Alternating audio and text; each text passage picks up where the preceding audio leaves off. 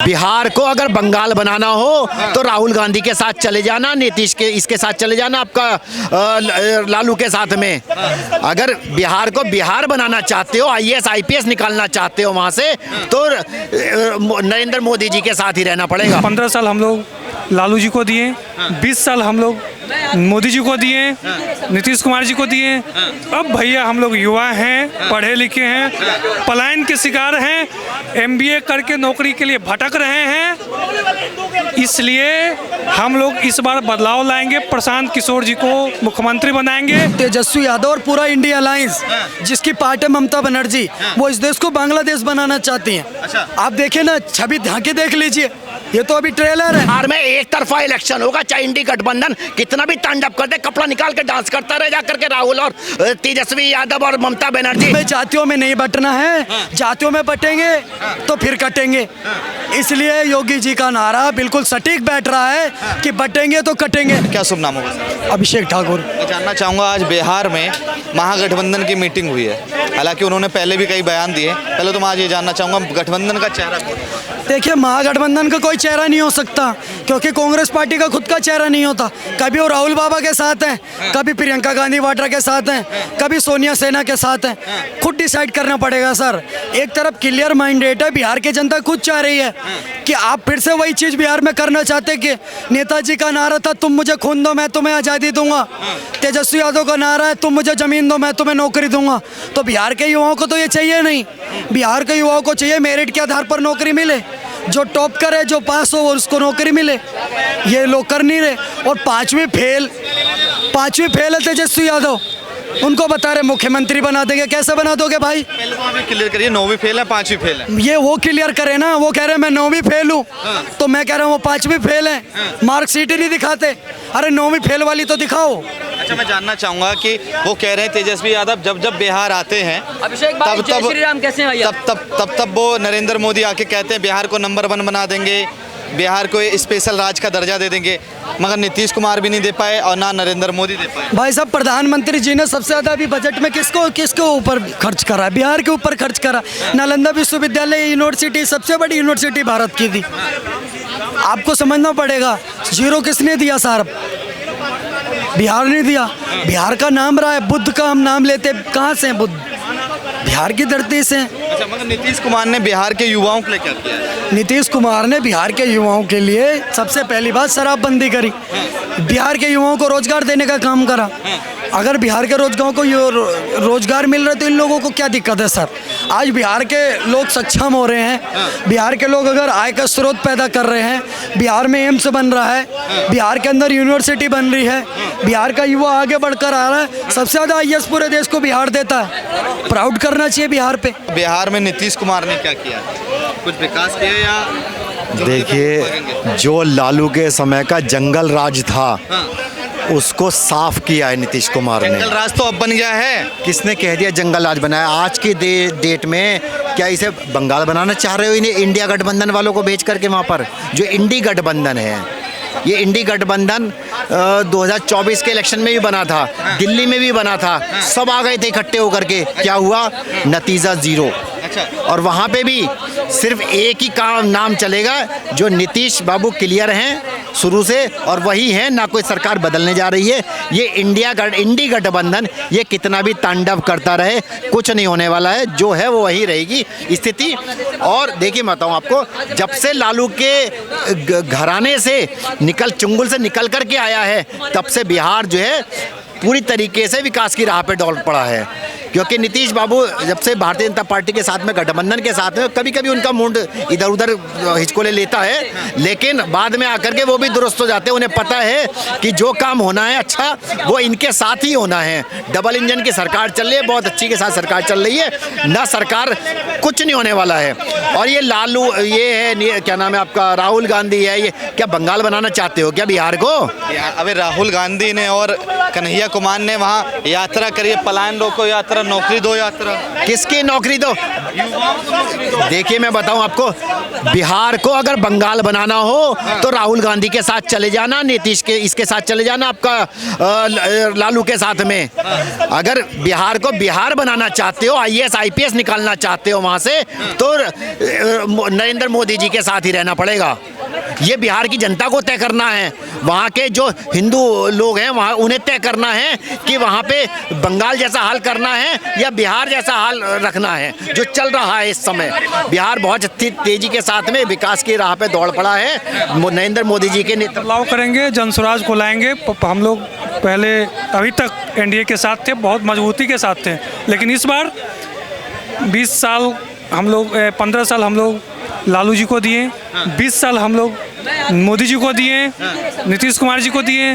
अब भैया हम लोग युवा हैं, पढ़े लिखे हैं, पलायन के शिकार हैं, MBA करके नौकरी के लिए भटक रहे हैं। इसलिए हम लोग इस बार बदलाव लाएंगे, प्रशांत किशोर जी को मुख्यमंत्री बनाएंगे, जनस्वराज लाएंगे। कह रहे जनस्वराज को लेके आएंगे। देखो, सबकी अपनी राय हो सकती है, इनकी व्यक्तिगत राय हो सकती है, पर आप देखो, मैं आप सबसे एक बात कहना चाहता हूँ, आपका एक वोट बहुत कीमती है।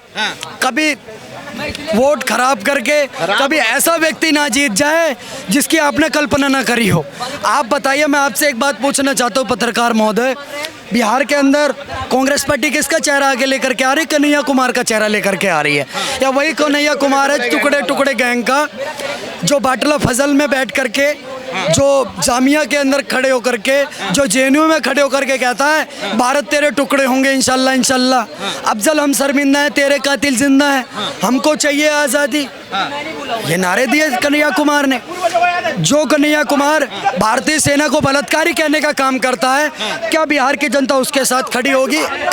या बिहार की जनता उसके साथ खड़ा होगी जो देश के साथ है, जो इस देश के सीमाओं के साथ है, जो इस देश के किसानों के साथ है, जो इस देश के जवानों के साथ है, या इस देश के कट्टरपंथियों के साथ है, जो कि इस्लामीकरण इस देश का करना चाहते हैं, जो बांग्लादेश बनाना चाहते हैं इस देश को? बांग्लादेश बनाना चाहते हैं। तेजस्वी यादव को बता रहे हैं, कांग्रेस को बता रहे हैं आप? मैं बता रहा हूँ, तेजस्वी यादव और पूरा इंडिया अलायंस, जिसकी पार्टी ममता बनर्जी, वो इस देश को बांग्लादेश बनाना चाहती हैं। अच्छा। आप देखिए ना, छवि झांकी देख लीजिए, ये तो अभी ट्रेलर है। आप बताइए ना, मुर्शिदाबाद के अंदर हिंदुओं को क्या हो रहा है? मैं आपको एक कटिंग दिखा देता हूँ पेपर की, उसमें लिखा हुआ है, जिनके माथे पर सिंदूर है मांग में, जिनके माथे पर बिंदी है, उनको देख देख करके टारगेट करा जा रहा है। क्या ये झलक नहीं है? इससे क्या हिंदू को सीखना नहीं चाहिए कि जहाँ आप अल्पसंख्यक हो गए वहाँ पर आपका ये हाल करेंगे?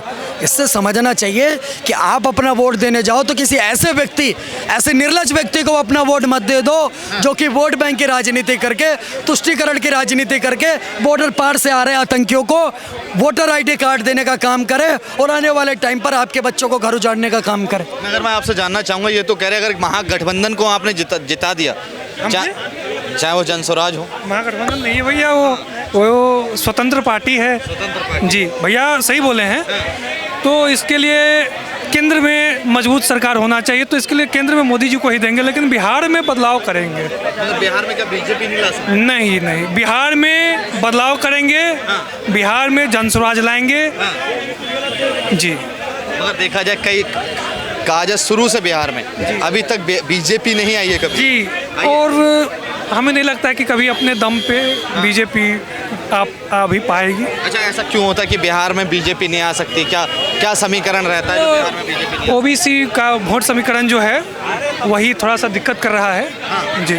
OBC जी, चूँकि OBC इसलिए चूँकि नीतीश कुमार OBC साहब, नरेंद्र मोदी की पार्टी लगभग OBC, RJD लगभग OBC, इसलिए सब OBC। हरियाणा में कहते थे जाटलैंड, जाटों का गढ़ है, जाटलैंड है। हुड्डा जी कहते थे, हुड्डा मतलब हरियाणा, हरियाणा मतलब हुड्डा। ऐसे ही भाई आकर के खड़े होकर के बोलते थे। सुप्रिया सिंह को तो इतना ज़्यादा कॉन्फिडेंस कि मेरा नाम बदल देना अगर हरियाणा में 20 सीट से ऊपर आ जाए।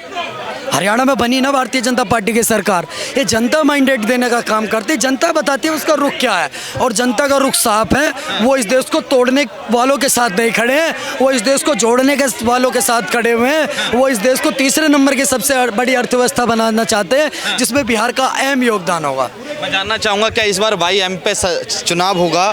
YM पे यादव और मुस्लिम समीकरण पे या युवा और महिला देखिए मैं बताऊं आपको, इस देश का हर व्यक्ति, हर हिंदू ये देख रहा है कि पश्चिम बंगाल में क्या हो रहा है हिंदू के साथ में। आंख खोल करके देख लो, ये जो इंडी गठबंधन वाले लोग हैं यही ममता बनर्जी इन्हीं के साथ में हैं। अगर बिहार में वही स्थिति लानी है तो इंडी गठबंधन को जिता देना। केंद्र में किसकी सरकार है?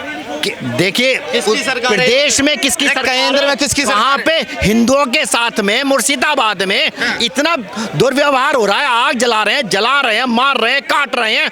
ममता बनर्जी को शर्म नहीं आ रही है? सेना नहीं भेज सकते। ममता बनर्जी को शर्म नहीं आ रही है? मुख्यमंत्री है वो वहाँ की।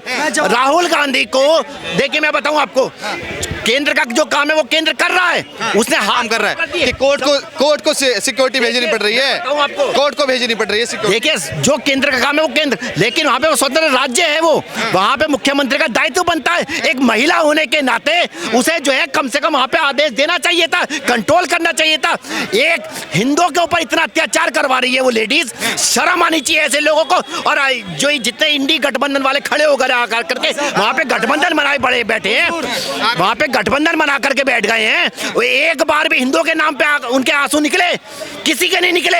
एक भी वोट बिहार के अंदर इंडी गठबंधन को पढ़ नहीं जाना चाहिए। सारे हिंदू सुन लो कान खोल करके, अगर एक भी पड़ गया तो तुम्हारे लिए धिक्कार की बात है, तुम्हारे डूब मरने की बात है। पार्टी नहीं खड़ी है। देखिए मैं हिंदू पार्टी है, सारे हिंदू हैं वो लाइन से खड़े हुए, सारे जो इंडी गठबंधन में क्या जाकर के ओबीसी बैठा है क्या? वहां जाकर के सारे हिंदू बैठे हैं। कोई एक मुसलमान बताओ उनके बीच में बैठा हुआ हो? ये क्या यादव वहां पे लेडीजें नहीं थी, जेंट्स यादव नहीं थे, हिंदू वहां पर सारे हिंदू थे वहां पर। लेकिन उनके साथ में जितना कत्लेआम हो रहा है मुर्शिदाबाद में, ये देखना चाहिए इन्हें सारे बिहार वालों को। एक नहीं होगा, तेजस्वी यादव है वहां पे। तेजस्वी यादव वहाँ के यादवों के साथ में नहीं है जो पश्चिम बंगाल में यादव मारे जा रहे हैं, वहाँ के जो है जाटों के साथ में नहीं है, वहाँ के पंडितों के साथ में नहीं है। ये दुर्व्यवहार की जो राजनीति है ये इस देश के लिए घातक है, बिहार के लिए नहीं पूरे हिंदुस्तान के लिए घातक है। बिहार में एक तरफा इलेक्शन होगा, चाहे इंडी गठबंधन कितना भी तांडव कर दे, कपड़ा निकाल के डांस करता रहे जाकर के राहुल और तेजस्वी यादव और ममता बनर्जी है वहाँ पर, मगर जात पात में बटे हुए हैं। बिल्कुल जाति धर्म क्या जाति पाति है? पहला जात कौन सा है? पहला जात हिंदू, कट्टर हिंदू, इसके अलावा कुछ नहीं। हिंदू तो वो बैठे थे इंडी गठबंधन वाले, ये सारे कट्टर हिंदू हैं जितने बिहार में बैठे हैं। और जो पश्चिम बंगाल में जो काम हुआ है मुर्शिदाबाद में, वो अपना जवाब खुद दे देंगे आपके ममता बनर्जी को धक्का दे करके वहां से बिहार पश्चिम बंगाल से। बिहार में तो जातीय समीकरण पे चुनाव होता है, जातिवाद पे चुनाव होता है। देखो आप सुनिए, मैं आपको बता देना चाहता हूँ, अभी मैंने एग्जाम्पल दिया था, शायद आपने समझा नहीं। हरियाणा को भी जाटलैंड कहते थे, उत्तर प्रदेश में भी कहते थे यादव, मतलब उत्तर प्रदेश YM फैक्टर लेकर के अखिलेश यादव और मुलायम सिंह यादव चुनाव लड़ते थे उत्तर प्रदेश में।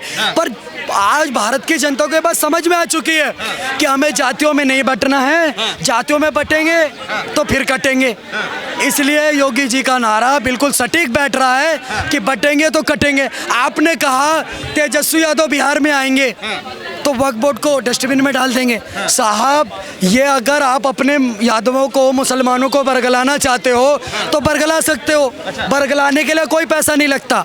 पर अगर संविधान को मानते हो तो आर्टिकल 376 कहता है जो सदन ने पारित करा है उस कानून को राज्य सरकार को मानना ही पड़ेगा।